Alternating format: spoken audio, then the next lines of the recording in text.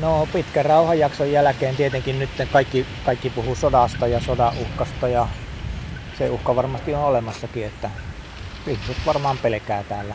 Tilanne rauhoittuu ja on vähän niin kuin kuitenkin silleen, positiivinen ajatus siitä sitten, että ei menisi ainakaan pahempaa. Näin mä toivon todellakin ihan niin kuin täällä ja missä muuallakin maailmassa, että totta kai aina tulee perheenkin kanssa puhuttua, että mitähän tästä seuraavaksi, kun tuntuu, että aina vaan tulee niin kuin semmoisia ikävämpiäkin näkymiä, mutta kuitenkin luottavaisin mielin. We are very well updated about the situation on the Russian side, but there is no reason for being scared.